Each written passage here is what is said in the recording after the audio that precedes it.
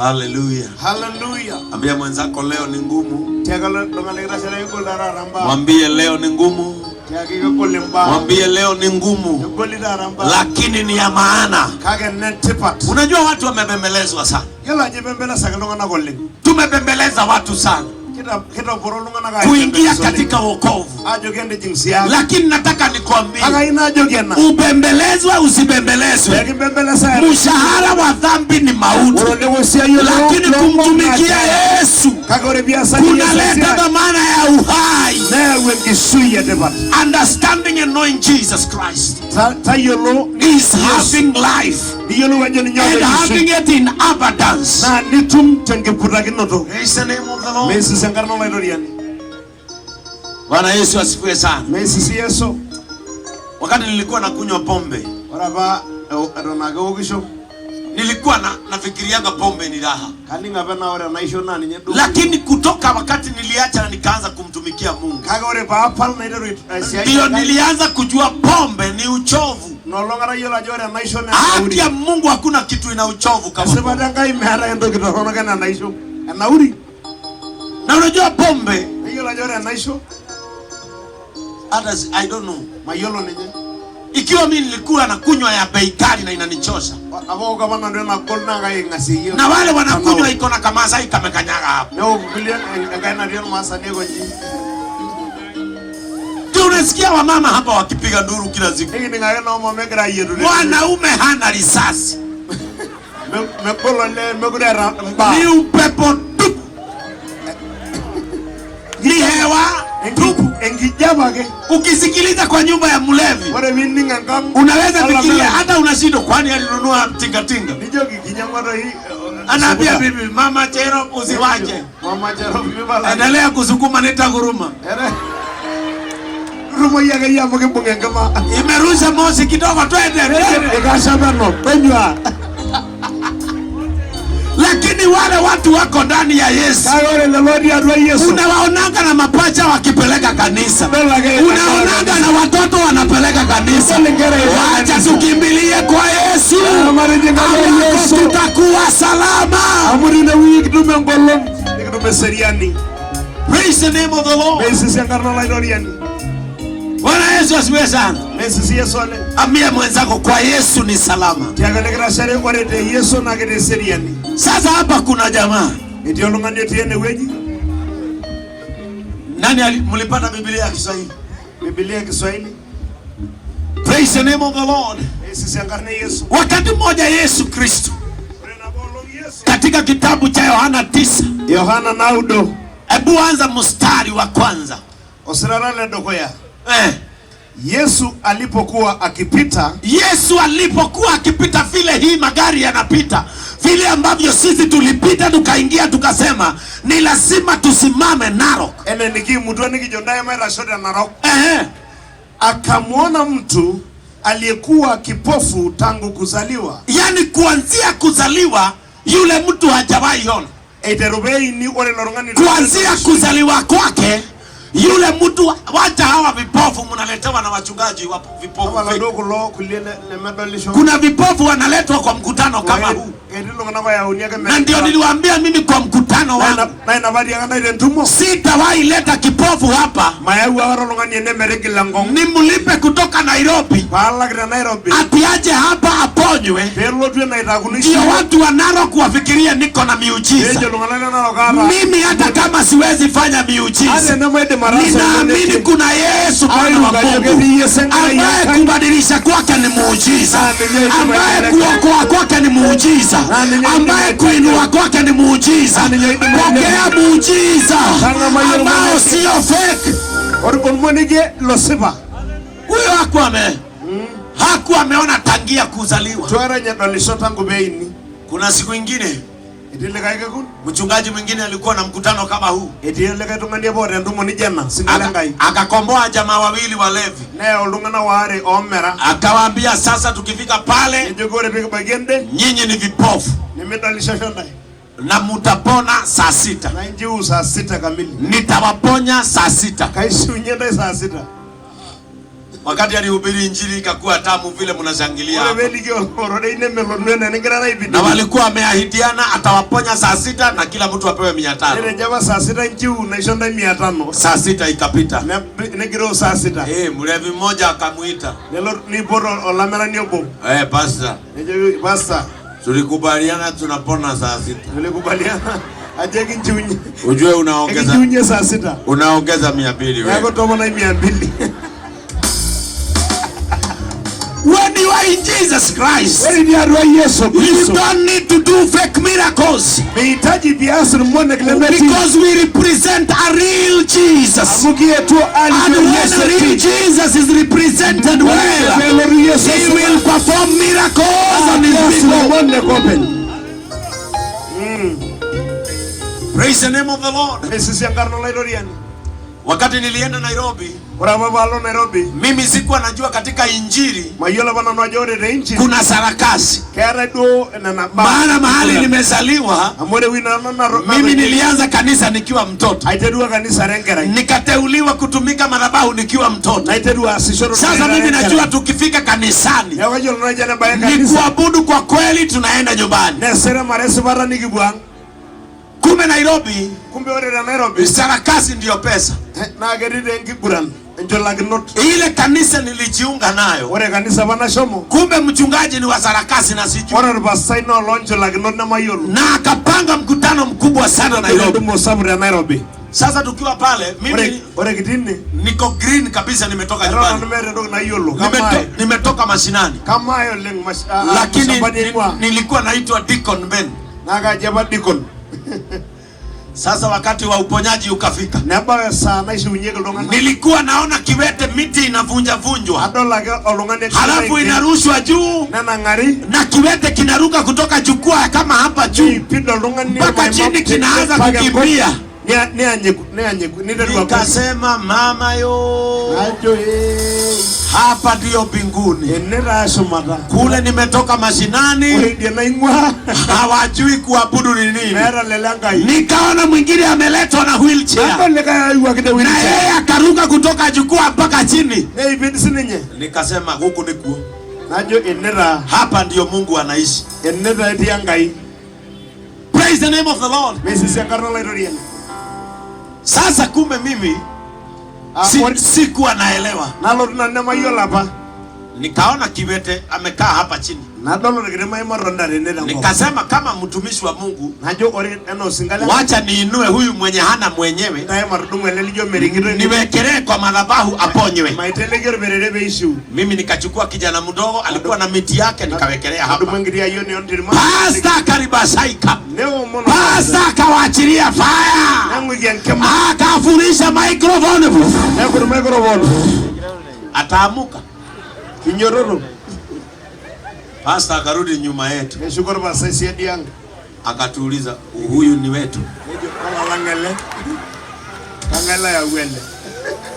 Nikamwambia nimemchukua pale. Akanitusi kwa madhabahu. Kasia, wewe unachukua watu unaweka hapa. Nikamwambia sijui. Pastor akaingia gari. Tukaambiwa malizeni mkutano sababu ni saa 2. Mtoto wa wenyewe hakuamka. Ilibidi turudi mfuko, tutafute pesa ya pikipiki, kwa sababu hata miti yake imevunja vunjwa. Kumbe ulikuwa mimi, ule alikuwa wa ukweli. Hawa wanapona, kumbe wako kazi. Mbea mwenzako sarakasi.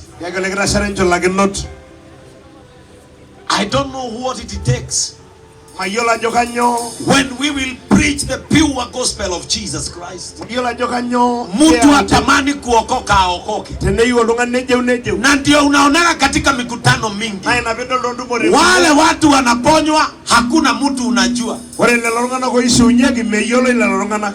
Bwana Yesu asifiwe sana. Mesisi Yesu. Unajua mimi hupenda kupeana hizi story. Yola joganyo raisho kuna stories. Kwa sababu hata hapa zitafanyika. Amore rene kiasa ga. Hata hapa zitafanyika. Hata rene. Na niliwafunza jana pale uwanja. Nikawaambia utakapojua ukweli ukuweke huru. Hata kanisani hautabebewa akili. Hata kanisani hautabebewa akili. Na nikakwambia ukiona mchungaji ambaye haendi na njia za kiungu na wewe unajua ukweli, hata wewe unaweza muita. Hata hii boto. Kuja pastor. Pastor nataka uokoke. Ainije. Sema Bwana Yesu. Bwana Yesu. Naja kwako. Mimi ni pastor mwenye dhambi. Ninaomba nisamehe. Mwambie pastor nimekuombea. Umeokoka. Rudi kwa madhabahu na uhubiri ukweli, unasikia? Na ukihubiri uongo tena nitakuombea tena, unasikia? Kwa sababu kujua kweli hakuko katika majina. Kujua ukweli hauko ndani ya bishop. Kujua ukweli hauko ndani ya bishop. Kujua ukweli haiko ndani ya pop. Kujua ukweli ni kujua ya kwamba Yesu ndiye Mwokozi wa ulimwengu. Hiyo imetosha. Praise the name of the Lord. Praise the name of the Lord. Sasa mchungaji mwingine na ni rafiki yangu sana, lakini aliwacha. Nilimsomea akawacha. Na ukienda Nairobi upate kuna mchungaji yako na pesa sana na ni wa kwenu, usimuulize hutoa wapi. Mzee alitoka mashambani kafika Nairobi akapata mchungaji alipata pesa sana. Akamuuliza mchungaji, wewe utengeneza pesa namna gani? Umetajirika sana. Nikamwambia kabla nikueleze vile mimi hupata pesa, wacha tuingie pale kwa hoteli, sababu wewe ni mzee na heshima wa nyumbani. Wacha tupewe kuku, halafu nitakueleza mambo. Mzee akafuata kasisi, wakaingia hoteli. Mchungaji akasema leta kuku moja mzima, katakata vizuri, pasha moto leta. Mchungaji akauma kuku kidogo, kamwambia naona simu yangu inaitana kanisa, washirika wamejaa, nataka tufungiwe hiyo kuku, tutakula nikimaliza ibada. So mzee akabeba kuku yake na beba bag. Kwa kanisa vile mmeketi akaweka hapa katikati ya miguu. Wakati mchungaji alianza kuhubiri akasema, kanisa nataka muombe, kwa sababu ninaona kifo hapa. Na hicho kifo ni mimi nimeletewa. Wakati wowote naweza nikakufa. Unajua washirika wale blackmail, na wale wamebebewa ubongo, na hao ni wale washirika unaona wakilalishwa chini wanapakwa mafuta kila sehemu ya mwili, kwa sababu wamebebewa nini? Akili. Wachungaji washirika wakasimama, wakaanza kuomba. Mchungaji wetu hawezi kufa, tunakemea. Mchungaji akasema hapana, katikati ya washirika nyingi kuna mtu ametumwa niue, na ako na kuku, na hiyo kuku ni moto. Sasa mzee si nikutetemeka, akaona atauliwa. Akasema ni mimi niko nani. Huyo mzee kutolewa nyuma kuletwa kwa madhabahu alitumia sekunde 8. Hata ni yeye alikuwa anasema basi kanisa zinawezi, kwa sababu hata simu iliibiwa. Mchungaji akasema washirika, huyu mtu ametoka nchi ya mbali, na ninataka muniletee 1300 hapa, nimuweke kwa ndege tumrudishe kwao, apeleke kifo yake huko. Washirika wale wamebebewa akili, wakaanza kuweka pesa, wakaweka ikafika 1300. Akasema mchungaji mdogo wake, nejege basakiti lenye, kuja uendelee na ibada nipeleke huyu airport. Uendelea mawele rungani hapo. Akabeba kuku na belugu ngwenye na pesa. Ona ombisai. Wakaenda kwa ofisi akaambia mzee. Nebu ofisi nejege mzee. Hivyo ndivyo mimi hutengeneza pesa. Nirashe imungishwa ini. Wakakula kuku. Nenya lugungu. Akagonga mzee 30. Ndio yalikuwa 30. Na mzee akaeka matatu arudi nyumbani. Nejinga maradu alang. Sasa akiwa nyumbani pesa ikiisha ndiye alikuwa anapigia mchungaji. Wale diang ne akawasha kesimu aje. Nikuje Jumapili. Airoki alotoa ya lugungu. Anaambiwa hapana. Nejege dia. Anasema hata kama ya kuku haitafanya. Situfanye na githeri. Praise the name of the Lord. Lakini wale watu wanajua ukweli. Hata uongo uonekane ukiwa mtamu pale. Wao husema hapana. Hiyo sio tabia ya ufalme wetu. Hiyo sio tabia ya ufalme wetu. Hiyo sio tabia ya wanaomjua Yesu. Praise the name of the Lord. Ambia mwenzako jua kweli. Na kweli itakuweka huru. Praise the name of the Lord. Wakati Yesu alipita, akapatana na kipofu. Being blind, upofu katika Biblia unaonyesha giza. Kuna watu hapa Narok, ukiangalia maisha yako huoni. Ukiangalia future yako hauoni. Ukiangalia familia yenu huoni. But I want to promise you one thing. Wakati Yesu atapita, wakati Yesu atafika, lazima mwangaza uonekane. Lazima mwangaza uonekane. Mwangaza katika familia, mwangaza ndani ya kanisa, mwangaza katika maisha yako. Kuanzia leo ninakuombea Yesu apitie kwa maisha yako na mwangaza utapatikana. When Jesus comes, light shall be seen. Na watakapojua mwangaza, watatofautisha usiku na mchana. Praise the name of the Lord.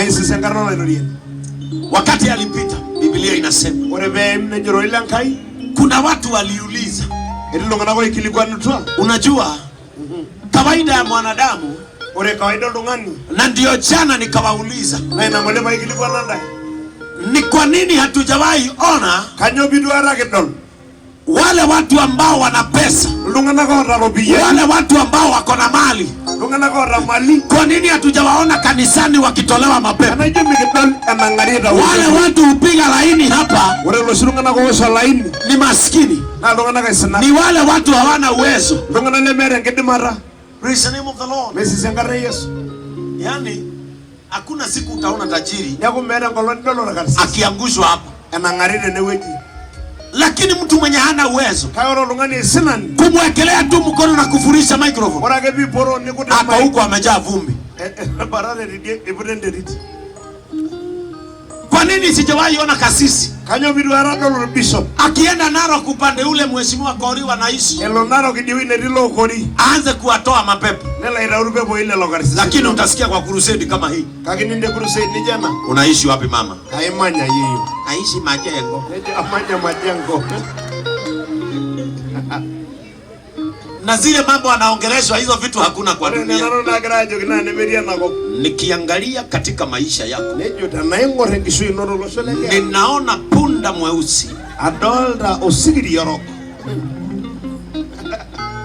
na ninaona umeandaliwa ngumi ya giza. Nyanya yako yupo? Hayuko. Alienda wapi? Alikufa. Huyo ndiye anakusumbua. Na ndio hayo mambo yaishi. Panda mbegu hapa. Mbegu haitakuokoa.